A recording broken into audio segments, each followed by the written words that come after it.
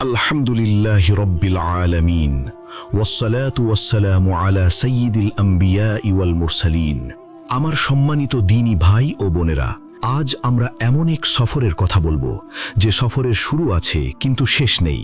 এমন এক গন্তব্যের কথা বলবো যার কথা শুনলে সাহাবীদের কলিজা শুকিয়ে যেত। সেটা হলো মৃত্যু। একটু ভাবুন তো, আমরা দুনিয়া নিয়ে কত ব্যস্ত, কত স্বপ্ন, কত আয়োজন, অথচ আমাদের মাথার ওপর দিয়ে প্রতিটি মুহূর্তে সময় বয়ে যাচ্ছে। আমাদের অজান্তেই আমাদের হায়াতের বরফ গলে যাচ্ছে। আমরা কি কখনো ভেবেছি আমাদের এই নিঃশ্বাসটা যেটা এখন নিলাম, পরের নিঃশ্বাসটা নেওয়ার সুযোগ কি আল্লাহ দেবেন? আল্লাহ সুবহানাহু ওয়া তাআলা পবিত্র কালামুল্লাহ শরীফে এক চূড়ান্ত সত্য ঘোষণা করেছেন। আল্লাহ তাআলা বলেন, বলুন, তোমরা যে মৃত্যু থেকে পলায়ন করছো, সেই মৃত্যু অবশ্যই তোমাদের সাথে সাক্ষাৎ করবে। তারপর তোমরা প্রেরিত হবে অদৃশ্য ও দৃশ্যের পরিজ্ঞাতা আল্লাহর কাছে, এবং তোমরা যা করতে তিনি তা তোমাদের জানিয়ে দেবেন। সূরা আল জুমুআহ। গভীরভাবে চিন্তা করে দেখুন, আপনি মৃত্যু থেকে পালাচ্ছেন, কিন্তু সেই মৃত্যুই আপনার দিকে দৌড়ে আসছে। পালানোর কোনো পথ নেই। আমরা আজ যে দুনিয়া নিয়ে মত্ত, যে সম্পদ নিয়ে অহংকার করছি, মৃত্যু আসার সাথে সাথে সবকিছু এক নিমেষে অর্থহীন হয়ে যাবে। প্রিয় নবীজি সাল্লাল্লাহু আলাইহি ওয়াসাল্লাম আমাদের এই নশ্বর জীবন সম্পর্কে খুব সতর্ক করতেন। তিনি চাইতেন আমরা যেন আখিরাতের কথা ভুলে না যাই। আল্লাহ তাআলা পবিত্র কোরআন শরীফে এক চূড়ান্ত সত্য ঘোষণা করেছেন, যা শুনলে কাফের, মুনাফিকদের অন্তরেও কম্পন সৃষ্টি হওয়ার কথা। আল্লাহ রব্বুল আলামিন বলেন, প্রত্যেক প্রাণীকেই মৃত্যুর স্বাদ গ্রহণ করতে হবে, আর তোমরা কিয়ামতের দিন পরিপূর্ণ বদলা প্রাপ্ত হবে। অতঃপর যাকে জাহান্নাম থেকে দূরে রাখা হবে এবং জান্নাতে প্রবেশ করানো হবে, সেই সফল কাম। আর পার্থিব জীবন ধোঁকার বস্তু ছাড়া কিছুই নয়। সূরা আল ইমরান। পার্থিব জীবন ধোঁকার বস্তু। আপনি যে বিছানায় ঘুমান, যে ঘরে থাকেন, যে সন্তানদের বুকে জড়িয়ে ধরেন, সবাই আপনাকে একদিন পর করে দেবে। এই যে আমি কথা বলছি আর আপনি শুনছেন, হতে পারে এটাই আমাদের জীবনের শেষ আমল। কে জানে কার কাফনের কাপড় বাজারে এসে গেছে, অথচ সে জানেই না সে দর্জিকে জামার মাপ দিচ্ছে আর ওদিকে তার কাফন কেনা হয়ে গেছে। মৃত্যু কোনো সাধারণ ঘটনা নয়, এটি মুমিনের জন্য উপহার, কিন্তু গাফেলদের জন্য এক মহাবিপদ। সাহাবীরা মৃত্যুকে কিভাবে দেখতেন? তারা কি আমাদের মতো উদাসীন ছিলেন? আব্দুল্লাহ ইবনে ওমর রাদিয়াল্লাহু আনহু থেকে বর্ণিত, রাসূলুল্লাহ সাল্লাল্লাহু আলাইহি ওয়াসাল্লাম আমার কাঁধ ধরে বললেন, দুনিয়াতে এমনভাবে থাকো যেন তুমি একজন অপরিচিত ব্যক্তি অথবা একজন পথচারী মুসাফির। একজন মুসাফির কি পথের ধারের কোনো দালান কোঠা ঘরবাড়ি বানায় না। সে জানে একটু পরেই তো ডাক আসবে, আমাকে চলে যেতে হবে। আমরাও সবাই মুসাফির, আমাদের আসল বাড়ি কবরের ওই পারে। কিন্তু আফসোস, আমরা জানাজায় যাই, লাশ দেখি, কবরে মাটি দেই, কিন্তু আমাদের অন্তরে ভয় আসে না। আমরা মনে করি মৃত্যু বুঝি ওই মৃত ব্যক্তির জন্যই ছিল, আমার জন্য নয়। অথচ সালাফরা মানে পূর্বসূরীরা মৃত্যুকে স্মরণ করে বেহুশ হয়ে যেতেন। ইমাম গাজ্জালী রাহমাতুল্লাহি আলাইহি থেকে বর্ণিত, দাউদ আলাইহিস সালামের কাছে যখন মৃত্যুর আলোচনা করা হতো, তখন তিনি এত কাঁদতেন যে তার শরীরের জোড়াগুলো শিথিল হয়ে যেত। আবার যখন আল্লাহ রহমতের কথা আলোচনা করা হতো, তখন তিনি স্বাভাবিক হতেন। একজন নবী হয়ে যদি মৃত্যুর ভয়ে অস্থির হয়ে যান, তবে আমি আর আপনি যাদের আমলনামা পাপে পরিপূর্ণ, আমাদের কতটা ভয় পাওয়া উচিত? একবার কল্পনা করুন সেই অন্তিম মুহূর্তের কথা, যখন রিজিকের দানা ফুরিয়ে যাবে, ডাক্তাররা নিরাশ হয়ে বলবে আমাদের আর কিছু করার নেই, আত্মীয় স্বজনরা কান্নাকাটি শুরু করবে, কিন্তু আপনি তখন সম্পূর্ণ ভিন্ন এক জগতের মুখোমুখি। চারপাশে মানুষ আপনাকে ডাকছে, কিন্তু আপনি উত্তর দিতে পারছেন না। আপনার জিহ্বা অরষ্ট হয়ে যাচ্ছে, চোখের দৃষ্টি ঝাপসা হয়ে স্থির হয়ে যাচ্ছে। হঠাৎ ঘরের এক কোণে কিংবা আপনার শিয়রের কাছে এক ছায়া নেমে আসবে। এমন একজনের আগমন যাকে আপনি জীবনে কখনো দেখেননি, যার ভয়ে আপনার রূহ কেঁপে যাবে। তিনি আর কেউ নন, তিনি হলেন হযরত আজরাইল আলাইহিস সালাম, মালাকুল মউত। বারা ইবনে আজিব রাদিয়াল্লাহু আনহু থেকে বর্ণিত, আমরা রাসূলুল্লাহ সাল্লাল্লাহু আলাইহি ওয়াসাল্লামের সাথে এক আনসারীর জানাজায় শরীক হলাম। আমরা কবরের কাছে গেলাম, কিন্তু তখনও কবর খোঁড়া শেষ হয়নি। রাসূলুল্লাহ সাল্লাল্লাহু আলাইহি ওয়াসাল্লাম বসে গেলেন, এবং আমরাও তার চারপাশ ঘিরে এমনভাবে বসে রইলাম যেন আমাদের মাথার উপর পাখি বসে আছে, অর্থাৎ অত্যন্ত শান্ত ও ভীত হয়ে। ওনার হাতে একটি লাঠি ছিল, যা দিয়ে তিনি মাটিতে আঁচড় কাটছিলেন। অতঃপর তিনি মাথা তুললেন এবং বললেন, তোমরা কবরের আযাব থেকে আল্লাহর কাছে পানাহ চাও। তিনি একথা 2 থেকে 3 বার বললেন। আবু দাউদ। রাসূলুল্লাহ সাল্লাল্লাহু আলাইহি ওয়াসাল্লামের সাহাবীরা মৃত্যুর কথা শুনে এমনভাবে বসে থাকতেন যেন মাথার ওপর পাখি বসে আছে, নড়াচড়া করতেন না ভয়ে। আর আজ আমরা মৃত্যুর কথা শুনেও হাসি তামাশা করি। মৃত্যুর যন্ত্রণা বা সাকারাতুল মৌত এটা কত কঠিন তা কি আমরা জানি? দুনিয়ার সমস্ত ব্যথা এক পাল্লায় আর জান কবজের ব্যথা আরেক পাল্লায় দিলে দুনিয়ার সমস্ত ব্যথা কোনো ব্যথা হবে না জান কবজের ব্যথা কাছে। এত ভারী হয়ে যাবে জান কবজের ব্যথা। শরীর থেকে চামড়া জীবন্ত অবস্থায় টেনে ছিঁড়লে যে কষ্ট, তার চেয়েও বহুগুণ বেশি কষ্ট হয় যখন রূহ শরীর থেকে বের হয়। আল্লাহ তাআলা সেই সময়ের দৃশ্য বর্ণনা করে বলেন, কখনো নয়, যখন প্রাণ কণ্ঠনালীতে পৌঁছাবে এবং বলা হবে, কে আছে ঝাড়ফুঁককারী, এবং সে মুমূর্ষ ব্যক্তি মনে করবে যে এটাই বিদায় মুহূর্ত, আর পায়ের গোছার সাথে পায়ের গোছা পেঁচিয়ে যাবে। সেদিন তোমার রবের পানেই হবে তার যাত্রা। পায়ের গোছার সাথে পায়ের গোছা পেঁচিয়ে যাবে, কি অসহায় অবস্থা। যে পা দিয়ে দাপটের সাথে হাঁটতেন সেই পা আজ অকেজো, যে জবান দিয়ে হুকুম দিতেন সেই জবান আজ বন্ধ। সেই মুহূর্তে মালাকুল মউত যখন হাত বাড়াবেন আপনার রূহটা কবজ করার জন্য, তখন আপনার ঈমান আর আমলই ঠিক করে দেবে তার চেহারা কেমন হবে। তিনি কি সুন্দর আকৃতিতে আসবেন, নাকি এমন ভয়াবহ রূপ নিয়ে আসবেন যা দেখে রূহ ভয়ে দেহের ভেতরেই পালাতে চাইবে। সেই দৃশ্যটা বড্ড ভয়ানক, বড্ড একাকিত্বের। সেখানে আপনার ব্যাংক ব্যালেন্স, আপনার ক্ষমতা, আপনার বন্ধু বান্ধব কেউ কাজে আসবে না। মালাকুল মউত এক সেকেন্ডও দেরি করবেন না। আল্লাহ সুবহানাহু ওয়া তাআলা এই কঠিন মুহূর্তের বর্ণনা দিয়ে পবিত্র কুরআনে ইরশাদ করেন। আল্লাহ তাআলা বলেন, আর মৃত্যুর যন্ত্রণা অবশ্যই আসবে, এটাই তো তা যা থেকে তুমি পলায়ন করতে চাইতে। সূরা কাফ। এই যে পলায়ন করতে চাওয়া, মৃত্যুর সময় মানুষ চায় একটু সময়, একটু অবকাশ, কিন্তু সেই সময় আর দেওয়া হয় না।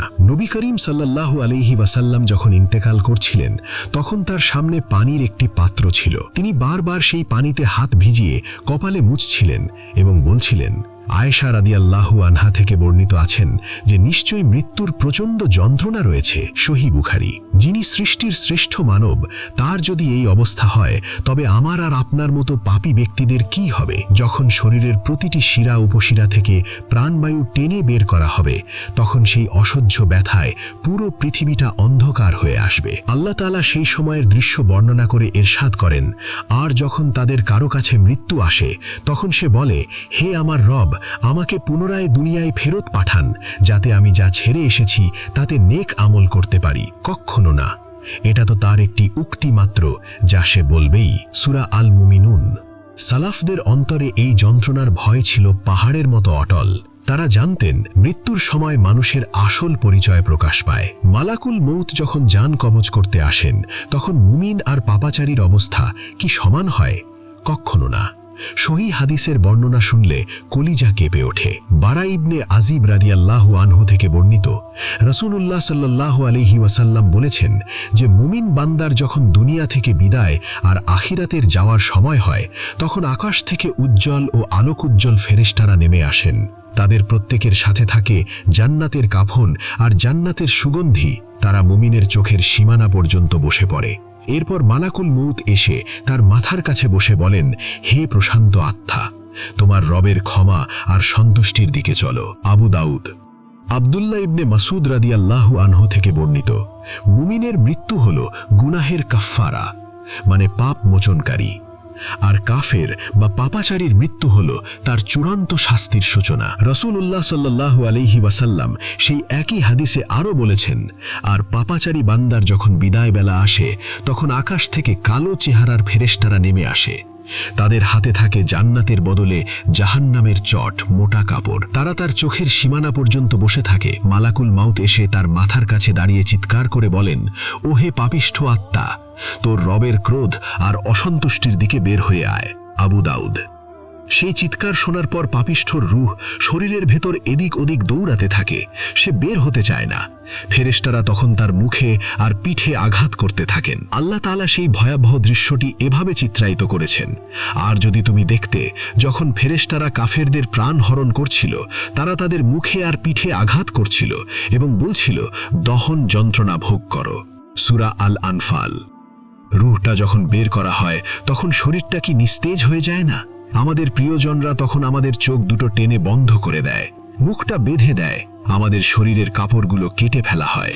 ইমাম গজ্জালী রহমতুল্লাহি আলাইহি থেকে বর্ণিত, মানুষ যখন মারা যায় তখন তার সম্পদ নিয়ে ব্যস্ত হয়ে পড়ে ওয়ারিশরা, আর তার আমল নিয়ে ব্যস্ত হয়ে পড়ে ফেরেশতারা।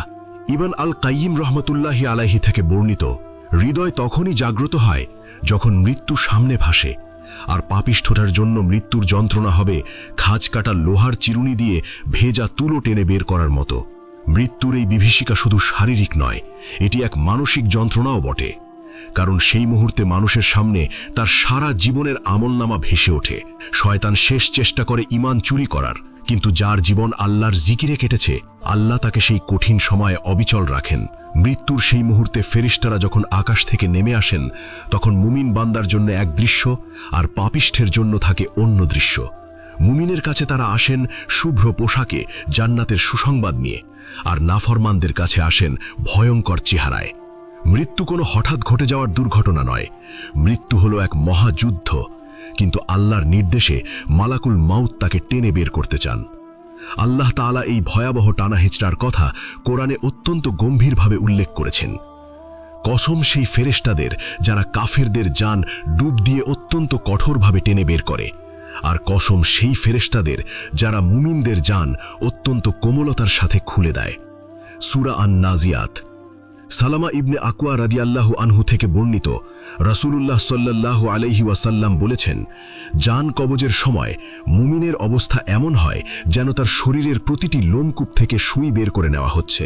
সুই বিঁধলে যে কষ্ট, তার চেয়েও তীব্র কষ্ট এই বিচ্ছেদের। মৃত্যু যখন ঘনিয়ে আসে, তখন মানুষের চেতনার উপর এক ধরনের ঘোর বা পর্দা নেমে আসে। সে তখন দেখতে পায় যা আমরা দেখি না। ইবনে আল কাইয়িম রহমতুল্লাহি আলাইহি থেকে বর্ণিত, মৃত্যুপত্রী যাত্রী তখন এমন এক জগতের দরজা দিয়ে উঁকি মারে যেখান থেকে আর পেছনে ফেরার কোনো উপায় থাকে না। তার জবান তখন ভারী হয়ে যায়, কারণ সে তখন ফেরেশতাদের ডানা দেখতে পায়। মৃত্যুর এই যন্ত্রণার নাম সাকারাত। আয়েশা রাদিয়াল্লাহু আনহা থেকে বর্ণিত, রাসূলুল্লাহ সাল্লাল্লাহু আলাইহি ওয়াসাল্লাম মৃত্যুর সময় হাত পানিতে ভিজিয়ে মুখ মুছছিলেন আর বলছিলেন, লা ইলাহা ইল্লাল্লাহ, নিশ্চয়ই মৃত্যুর অনেক বড় যন্ত্রণা রয়েছে। ইন্নালিল মাউতি সাকারাত, সহিহ বুখারী। মৌতের সময় মানুষের সামনে তার সারা জীবনের কর্মফল ভেসে ওঠে। যে ব্যক্তি সারা জীবন আল্লাহ ও রসুলের দেখানো পথে চলে নাই, মৃত্যুর সময় তার মুখে কালিমা আসে না, তার মুখে তখন দুনিয়াবি কথা আসে। সালাফ ইবনে রজব হাম্বলী রহমতুল্লাহি আলাইহি থেকে বর্ণিত, এক ব্যক্তির যখন মৃত্যু সময় হলো, তাকে কালিমা পড়তে বলা হলো। সে কালিমা না পড়ে দাবার চালের কথা বলতে বলতে মারা গেল, কারণ তার নেশা ছিল দাবা খেলা। কি করুণ সেই মৃত্যু! অথচ যে রবের জিকিরে মশগুল থাকত, তার জান বের হয়ে যায় আটার ভিতর থেকে একটি চুল তুলে আনলে যেমন কোনো বাধা পায় না, তেমন সহজে। আবু হুরায়রা রাদিয়াল্লাহু আনহু থেকে বর্ণিত, রাসূলুল্লাহ সাল্লাল্লাহু আলাইহি ওয়াসাল্লাম বলেছেন, মালাকুল মউত যখন মুমিনের জান কবজ করতে আসেন, তখন তিনি বলেন, হে পবিত্র আত্মা, তুই সন্তুষ্ট অবস্থায় এবং যার উপর আল্লাহ সন্তুষ্ট এমন অবস্থায় বের হয়ে আয়। ইবনে মাজাহ।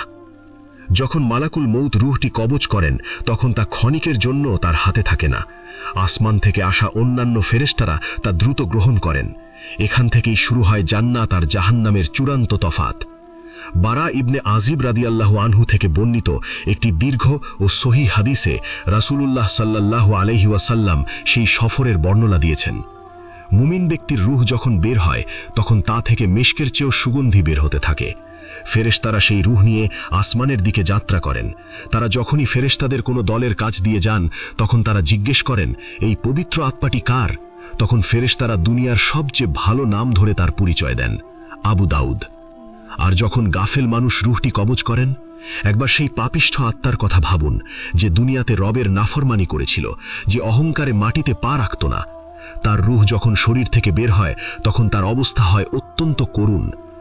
নবী করিম সাল্লাল্লাহু আলাইহি ওয়াসাল্লাম পাপাচারীর রূহের বর্ণনা দিতে গিয়ে বলেছেন, তার রূহ থেকে দুনিয়ার সবচেয়ে পচা লাশের মতো দুর্গন্ধ বের হতে থাকে। ফেরেশতারা যখন তাকে নিয়ে আসমানের দিকে যান, তখন অন্য ফেরেশতারা জিজ্ঞেস করেন, এই খাবিস বা অপবিত্র আত্মাটি কার? ফেরেশতারা দুনিয়ার সবচেয়ে নিকৃষ্ট নাম ধরে তার পরিচয় দেন। যখন প্রথম আসমানের দরজায় নিয়ে যাওয়া হয় এবং দরজা খোলার আবেদন করা হয়, তখন তার জন্য আসমানের দরজা খোলা হয় না। আবু দাউদ।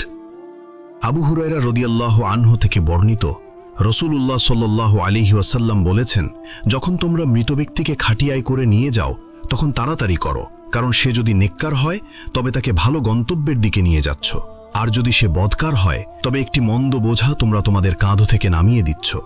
সহিহ বুখারী। খাটিয়া যখন উঠানো হয় তখন মৃত ব্যক্তি চিৎকার করে, কিন্তু আমরা মানুষরা সেই চিৎকার শুনি না। যদি শুনতাম তবে ভয়ে আমাদের হার্ট ফেল হয়ে যেত। সাহাবীরা লাশের পেছনে হাঁটার সময় এত চুপ থাকতেন যেন তারা এক ভয়াবহ বিপদের অপেক্ষা করছেন। কোনো কথা বলতেন না, শুধু আখেরাতের কথা ফিকির করতেন। ইমাম ইবনে আবিদ দুনিয়া রহমাতুল্লাহি আলাইহি থেকে বর্ণিত, ওমর ইবনে আব্দুল আজিজ রহমাতুল্লাহি আলাইহি বলতেন, যে মৃত্যুকে বেশি স্মরণ করে সে অল্প তাকদিরে সন্তুষ্ট থাকে, আর যে জানে তার কথাগুলো তার আমলের অংশ সে তখন অপ্রয়োজনীয় কথা বলা কমিয়ে দেয়। মৃত্যু কেবল একটি শব্দ নয়, এটি একটি বিশাল বিচ্ছেদ। মৃত্যুর সময় শয়তান আপনার মাথার কাছে এসে বসে, সে আপনার তৃষ্ণার সুযোগ নিয়ে আপনার ঈমান চুরি করতে চায়। আপনার জবান দিয়ে লা ইলাহা ইল্লাল্লাহ বের হতে চায় না, যদি না আপনি দুনিয়াতে এই কালেমার উপর আমল করে থাকেন। ইমাম গজ্জালী রহমতুল্লাহি আলাইহি থেকে বর্ণিত, মৃত্যুর যন্ত্রণা হলো তলোয়ারের আঘাত বা করাত দিয়ে শরীর চিরে ফেলার চেয়েও 1000 গুণ বেশি যন্ত্রণাদায়ক। কারণ তলোয়ার শুধু চামড়া আর মাংস কাটে, কিন্তু মৃত্যু যন্ত্রণা সরাসরি রূহ বা আত্মার মূলে আঘাত করে। ইবনুল কাইয়িম রহমতুল্লাহি আলাইহি থেকে বর্ণিত, মানুষ যখন মৃত্যুর ঘোরে থাকে তখন তার সামনে 3টি বিষয় পরিষ্কার হয়ে যায়: তার আমলনামা, তার ঠিকানা জান্নাত নাকি জাহান্নাম, এবং তার রবের অসন্তুষ্টি বা সন্তুষ্টি। আব্দুল্লাহ ইবনে ওমর রাদিয়াল্লাহু আনহু থেকে বর্ণিত, তিনি বলতেন, যখন তুমি সন্ধ্যায় উপনীত হও তখন ভোরের অপেক্ষা করো না, আর যখন তুমি ভোরে উপনীত হও তখন সন্ধ্যার অপেক্ষা করো না, অর্থাৎ মৃত্যুর জন্য সর্বদা প্রস্তুত থাকো। সহিহ বুখারী। এই যে অনিশ্চয়তা, এটাই মৃত্যুর সবচেয়ে বড় শিক্ষা। মৃত্যু আপনাকে বলে দিচ্ছে, তুমি যা জমিয়েছ তা অন্যের হয়ে যাবে, আর তুমি যা করেছ মানে তোমার আমল, কেবল তাই তোমার সাথে যাবে। আজ যে শরীরে আপনি দামি পারফিউম মাখছেন, সেই শরীর থেকে যখন রূহটা বের হয়ে যাবে তখন কয়েক ঘন্টার মধ্যেই আপনার শরীর থেকে দুর্গন্ধ বের হতে শুরু করবে। আপনার আপনজনেরা তখন বলবে, তাড়াতাড়ি করো, লাশটা বেশিক্ষণ রেখো না। আপনার নামটাও মুছে যাবে, আপনার পরিচয় হবে মাইয়িত বা লাশ। এই হলো দম্ভভরা মানুষের শেষ পরিণতি। ভাই আমার, আজ আমাদের সময় আছে, আজ আমরা তওবা করতে পারি, কিন্তু যখন চোখের দৃষ্টি স্থির হয়ে যাবে, যখন ঘাম কপালে ফুটে উঠবে, তখন আর কোনো তওবা কবুল হবে না।